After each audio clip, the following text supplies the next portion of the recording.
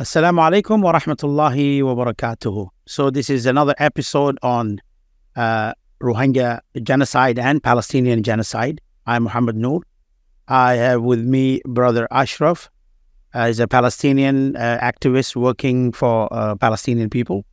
So today, thank you very much for brother Ashraf coming onto the podcast of our vision as from one persecuted community to another community. So I want to just quickly jump into some of the very important things that I wanted to discuss. I'm really excited about, but at the same time, it's really, very heart-breaking what is happening in Gaza, what is happening to the brothers in Palestinians. So what today I want to talk about is the Israeli propaganda that has been, played out. And saying that, some simple phrase that I want to give that you could actually see coordinated and well thought of and been just pushed to the narrative. So do you condemn October 7th as, the persecution of Palestinians started on 7 October? No, it's started long term. And do you condemn Hamas? Do Israel have the right to exist as Palestinians don't have? And those questions, and then whenever there is a talk show, many across the globe, including Piers Morgan and many of those things who try to be so liberal in the Ukrainian issue, but when it comes to, Palestine, Israel has the right to, exist and stuff like that. So my question would be, this Israeli propaganda, how much has it damaged it and how much has it worked? And we can see that there is a recent pro-Palestinian demonstration in the West, especially in the U.S., from a lot of students and stuff like that. So I want to know your take as Palestinian, and what are your thoughts on Israeli propaganda? What are the tactics they use, and how much it's been effective so far? Well, first of all, thank you, Muhammad. I really think that this is a great opportunity to try to build alliances between one another. I think we have so much in common as persecuted people at the end of the day. And it's very important that we get to talk and share our experiences under occupation.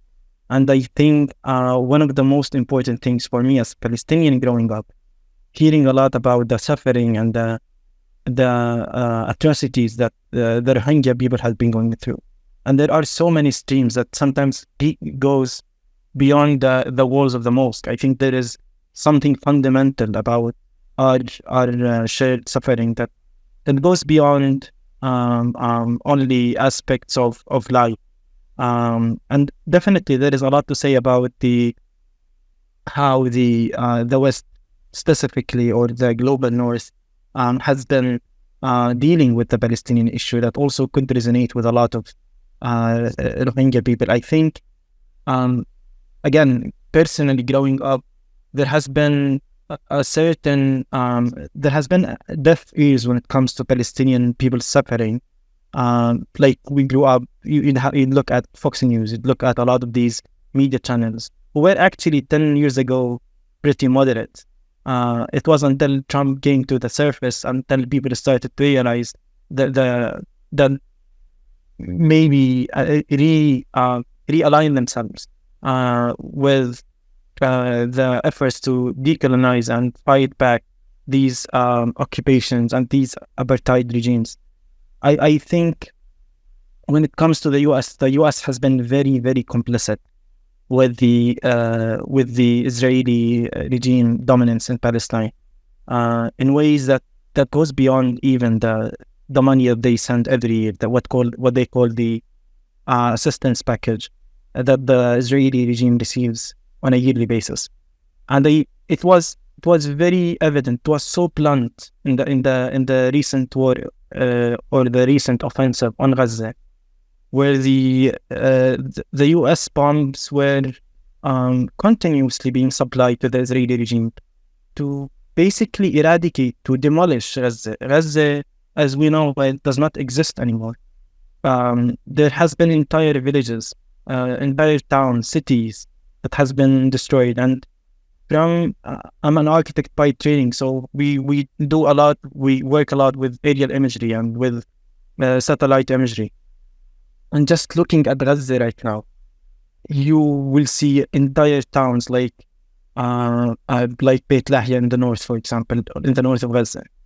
And I'm saying that because it's very important to kind of deal with Gaza beyond the symbol. Gaza is a city that has people in it. And this is what would resonate across struggles. The very fact that people are being starved to death in Gaza right now. Entire villages has been demolished. It's so hard to find a tent, like a simple tent, to like have shelter from something very, very basic. And then on the opposite, so this is the first image that we look at, and in the opposite, you see the mainstream media across the global north being obsessed with the idea of it is because of October 7th that all of this happened to the people of Gaza. Although as a Palestinian, I can tell you hands-on and off the top of my mind that this is far from the truth.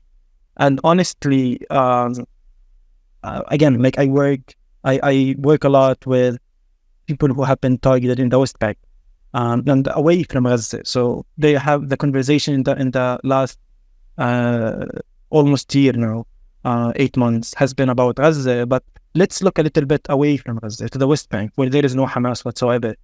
And you look at it and you try to read the scene. So Palestinians inside the West Bank in the last year have been killed in huge numbers. And here I can give examples. It's not just numbers. There, a girl feeding her cat on the rooftop of her family house. She was shot by a sniper. We're talking the last months of 2022.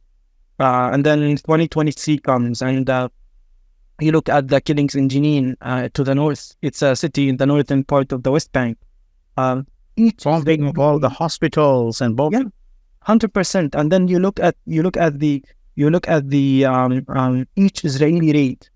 Basically, when the Israeli army goes into a city, in a lot of times they dress like Palestinians. They dress like a sheikh, like an imam, or they dress like a woman who's covering her face.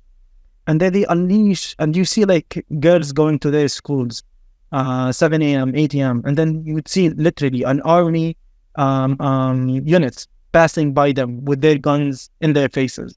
So the reality on the ground doesn't, for someone who's living through their experiences, doesn't suggest by any means that the 7th of October has been the starting point for all of this blood. Although what the Israeli media, I think, succeeded at is kind of establishing pivotal points for a lot of these Western media to dwell at. So, for example, again, as you said, like, does the Israeli state have the right to exist? Right to exist. Exactly. Do you condemn Hamas? And then wherever October 7th. That is the same narrative they've been playing with all the medias, unfortunately. 100%. I mean, they are, in a sense, the Israeli government is putting forward the agenda for a lot of these media. It seems like very well coordinated and synchronized. Yeah, unfortunately. But I think the question here is, what are they trying to achieve? And in my opinion, in my estimation, I think that what they are trying to achieve by doing this is to kill people and prevent any active movement of solidarity, of people actually standing up and defending other people, sometimes continents away from them. And this is what they are failing at. Although I must say that even maybe 10 years ago, it was impossible to hold an event in the US to talk about Palestine without securing They will label you as an anti-Semite, right? 100%. And now you look at the US, right, and the situation is very different, which means and people have wake up to the realities. It's very inevitable that we will reach a point where there will be enough pressure for people to achieve their freedom. And I think this sentiment of hope is actually very important across struggles. I mean, honestly, I've been looking a lot because of this interview. I've been looking a lot on videos of the struggle of Rohingya people in Myanmar, in Bangladesh. And I think there is a lot of similarities, but also beyond the similarities, I think there are people who are striving, who are struggling to achieve their freedom. And this is what matters the most. And in the struggle of the people to achieve their freedom, what we find always is that there are a majority or a colonizer or a powerful entity that's trying to quell that.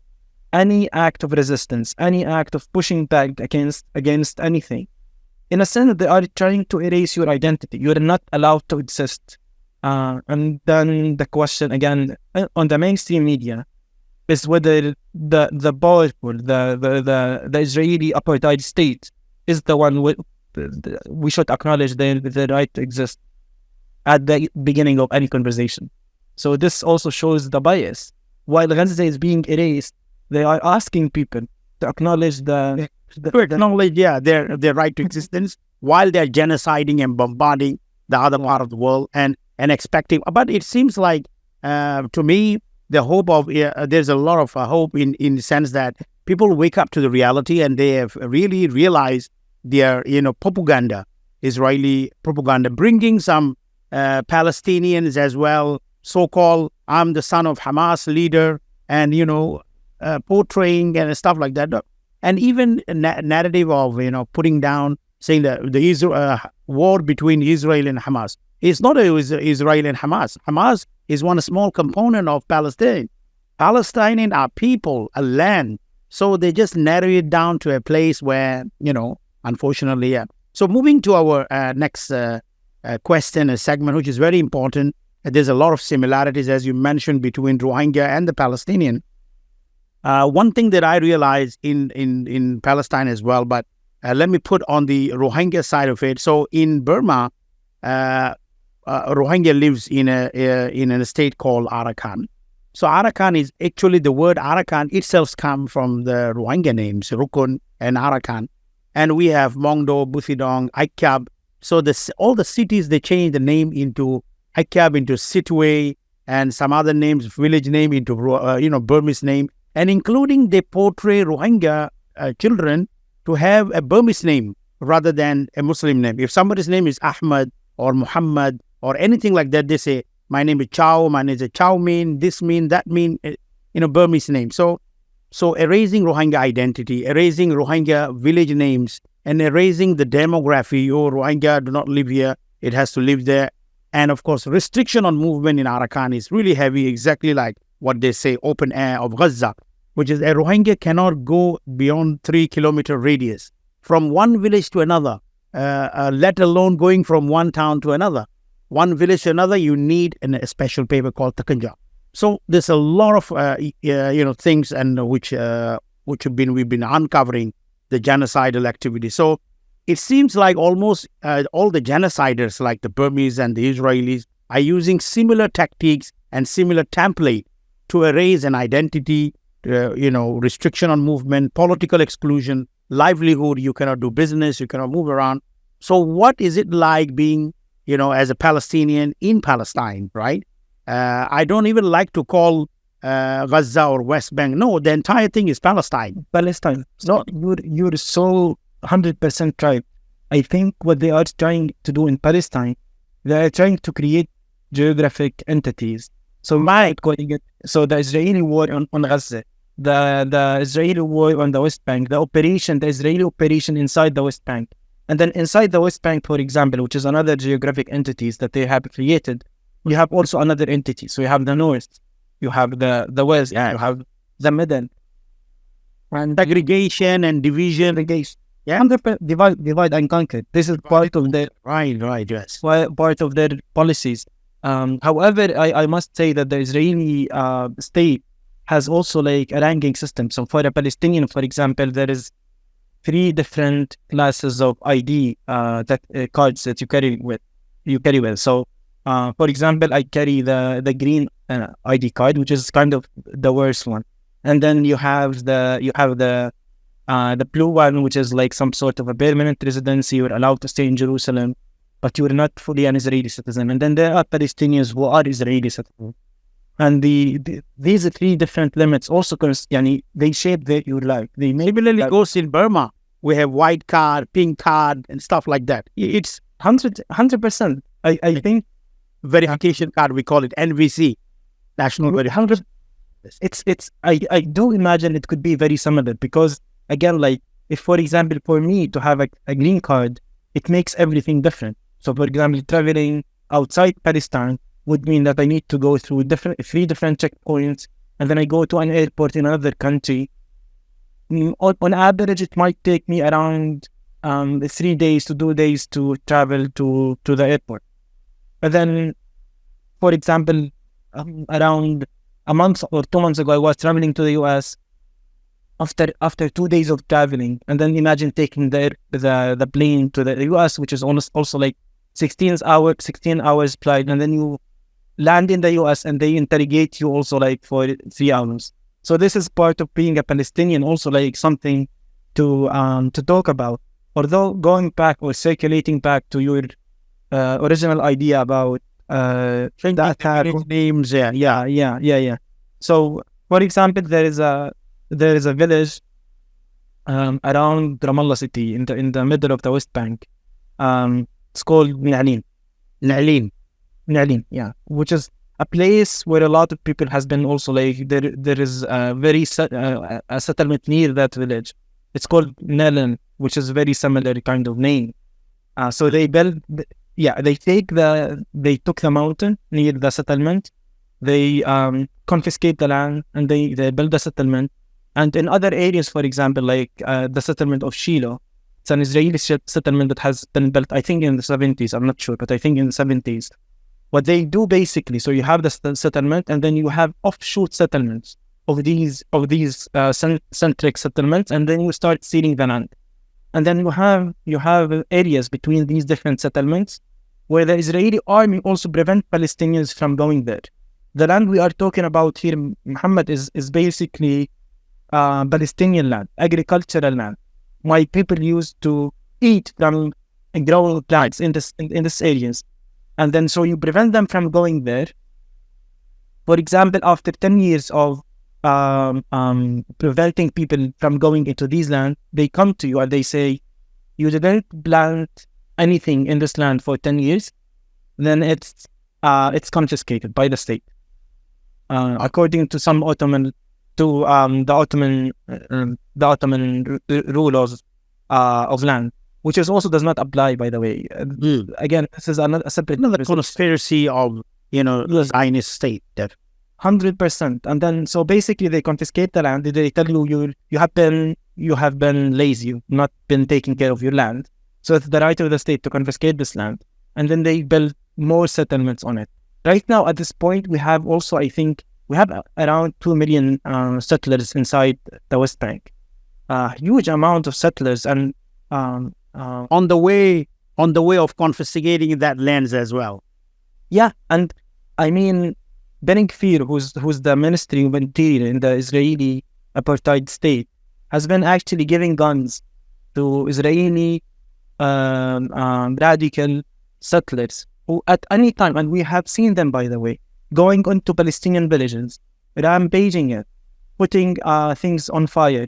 It's crazy. Like when you go to one of these villages and you see the amount of horror that these settlers left just by putting the entire village on fire, it's unbelievable. And then at the end of the day, you start telling people that the very existence of these settlements is a risk to Palestinian life. You're putting Palestinian life in danger. Like, and we can tell you, like, there are stories about that. Like a 2-year-old boy, his name is Muhammad Tamimi. His dad was taking him to the birthday of his cousin. He was shot in the head, in the car, while his dad was taking him to attend a birthday party. So, I mean, the amount of brutality that you see by these settlers is unbelievable. And you know what? the main similar aspect of this is that these settlers don't see Palestinians as human beings. And this is what we've seen in the leading days to the war on Gaza, that they were calling Palestinians animals. They were calling Palestinians, and that's why, that's why they want to change even the names of these villages, because they don't see Palestinians. They don't see Palestinians as human beings. And actually, going back even to the early years of the Israeli, this could be very interesting to think about. One of the things that a lot of the Israeli refugees who came after the Second World War into Palestine, they would draw a Palestinian landscape, the sea, for example, and they would avoid the Palestinian city. So they would, for example, Jaffa in the early years of the 20th century, it was a booming city. It was an amazing, very beautiful city. They would draw it as only as sand, empty sand dunes. And this actually very symbolic of the mentality that they carry. They don't see Palestinians as human beings. And I think this is a sin that a lot of colonizers and a lot of these occupations across the world that they are guilty of. They think they are dealing with rats. They think they are dealing with subhumans, and this is how they justify the killings. Yeah, it's horrible. I mean, similar situation in Burma. We can see similar statement. That's what is very important for this podcast is in many times Rohingya were also referred as animals or black something, and very degrading words, and something that which you mentioned is that not only animals and stuff like that.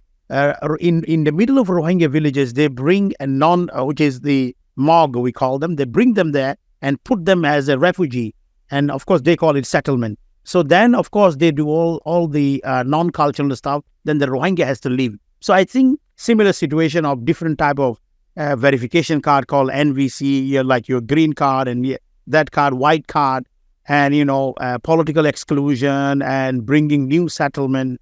I like your word, which is, I think Palestinian has to call Israelis as refugee Israelis, because they are not settlers. They bring people here to seek refuge from Palestinian. Now, Palestinians have become refugees, and they are settlers. They shouldn't be settlers, I guess. I'm moving my last question, which is really, really important to do your understanding and reading of current ground situation. The ground situation, I want you to, give us a picture of what is really going on and what has damaged, the devastation that happened in Gaza. Of course, we know to a certain extent, but we want to know on a Palestinian perspective, how much of infrastructure is damaged, how much of people and life. Some of them are saying that it's going to take at least 15 years just to collect the rubbles, let alone being built again. So that is one really, really important, before I move into, the double standard or in the West has shown in the it is not that we don't support Ukraine, we do, but Ukraine are also as human being equal to Palestinian. But when it comes to Ukraine, they say Ukraine has the right to exist. Is it invasion by Russia? But why Israeli is not an invasion on Palestinian, right? So those are issues. But I want you, to give us, to our viewers, the ground situation of Gaza, the devastation unfortunately happened to our, fellow brother Palestinians there. So as you said, exactly what you said. There is so much double standards, and I think the war on Ukraine has also revealed a lot of these bystanders that they had when it comes to Palestine and the Israeli apartheid regime. However, I think the situation in Gaza can be described actually bluntly as life is very, very hard in Gaza right now. And the reason for that, the reason why it's really hard to sustain life, to just survive in Gaza at this point, is that the Israeli occupying authorities within the first week of the war on Gaza, they decided that they're not gonna block water, electricity, and all of the other services that the Palestinian the necessity, the necessities, exactly. They block it, and basically you cut off these necessities from people, and then they will starve. And again, Gaza is in a way, if you want to visualize Gaza, it's a piece of land. It's very small, and it has millions of people inside. And then from sea and from land and from the sky, it's fully besieged by the war machine of the Israeli occupation. So in a sense, you have this area of land fully besieged. You don't have water going in. You don't have electricity going in. You don't have fuel. Man-made hell they change into. It's an open air prison. But what they do is that within the first week, they have something called power targets, and they have a lot of AI generated targeting. And their air force targets very, very kind of specifically hospitals and schools. And when we ask about why were they doing that, basically they were trying to force people outside. They were trying to forcibly evacuate people from northern Gaza.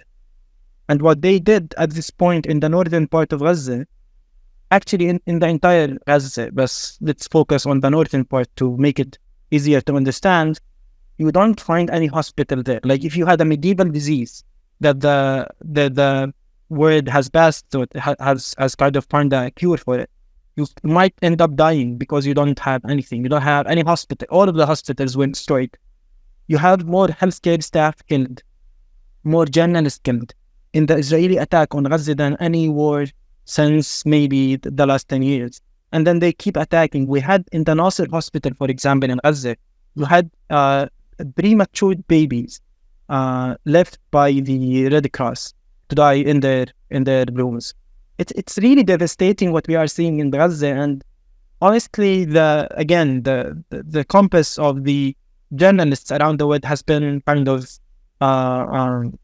really broken to the extent where you can say at this point that the genocide in Gaza, the very fact that this genocide has happened, is a failure of journalism across the world. However, again, one of the things actually I want to talk about is that when you look at the aerial images, the satellite images of Gaza, you see areas where they drew the David Star, using tanks. And then when I was talking to one of the doctors who was serving in the Indonesian hospital to the north of Gaza, actually he sent me pictures of his body and his brother's arms, and the Israeli soldiers drew the David Star on their bodies. And you see how across everything, whatever is making up life in Gaza right now is targeted. They destroyed residences, bakeries to provide bread so people can eat. They were destroyed within the first week. So again, they are making life so hard to the extent where people have two choices. It's either you starve, you die by starvation, or we bombard you by airplanes, or you have to evacuate. You have to leave. You have to leave Palestine. You have to leave Gaza. And that's why actually a lot of people in Gaza right now, they have a lot of suspicion about the American port on the western side of Gaza City, because they were asking what's this about? Can't you just convince the Israeli state to bring food via your checkpoints? Why does it have to be this expensive port? So a lot of people are asking all of these questions, and I feel them, because it's a lot. It's really intense to be in Gaza right now. And by the way, we have seen attacks in the West Bank, in the city of Jenin, for example, last year, that are very similar to the one we are seeing in Gaza, but the scale is bigger, where they destroy the streets, where they destroy the pipes. I mean, there was an attack on Jenin city in July, in the 3rd of July last year, okay? And then 1 week after that attack, the people of the refugee camp, already underprivileged, very bad situation refugee camp, they didn't have neither water or electricity a week after that attack because they destroyed both. What I'm trying to say here is that there is a policy, there is a strategy on behalf of the Israeli army to cut off whatever makes up in Palestinian spaces. They just attack light, in a sense. And this is what we are seeing in Gaza. Right. It's a really, really heartbreaking. I think similar situation in Burma is happening in 2012 when they attacked Rohingya people. What they did especially in 𝴌𝴇𝐴𝐴𝐴, which is now they name it as Sitwe, but we call it 𝴌𝴇𝐴𝐴. So in 𝴌𝴇𝐴𝐴, when they crumbled all the villages in many different ways, burned them and fired them, and they put them into refugee camps. And these refugee camps are next to the seashore. And then tell them you can go to Indonesia and Thailand and Malaysia, and then put them both. So they just want to clear it up, clear this operation. Similar happened. So they burn all the villages around and then put some camps, IDPs they call it, internally displaced, but this is like concentration camps where people are stuck on each other at the side. Unfortunately, these are some very, very horrible situation. So I really appreciate you being here, and it is really, really a pleasure having you on our podcast to discuss some of the important issue happening for with our brother Palestinian, and also to tell our side, which is the Rohingya facing similar genocide case, which is there's a lot of case similarity in terms of Gambia has filed a case against Myanmar on genocide in International Criminal Court, and here in Palestine, South Africa has taken the lead to do so. So we really appreciate all those countries who are helping, but most importantly, it is really important for the global North to understand, what is really ground situation. The things did not happen on 7 October, and the war is not between Israel and Hamas, and the war is not only in Gaza, and it's a Palestine, there's a Palestinian people living there for decades, not only decades, for centuries, right? And all these colonizers, and unfortunately, the ideology of Zionism, which is pushing neither it's Israeli Jewish Zionist or maybe Christian Zionist. Unfortunately, they are the one who are pushing all this narrative. It seems like they are failing. There is some hope globally. Yeah. So if you have anything to add, please, or we could thank you. No, thank you, Muhammad. I think this is a great opportunity again to talk about our struggles, and I'm really hoping that both of our people soon will achieve their freedom and their liberation. And I think we can't stop having hope. Hope is the only way forward, and I think the world are hearing us more and more, and there is a lot to count on when it comes to a liberated Palestine, but also liberated Rohingya people also. In Arakan, inshallah. Yes, inshallah. Yeah. Thank you very much for this special episode. Really appreciate it. Thank you, Muhammad.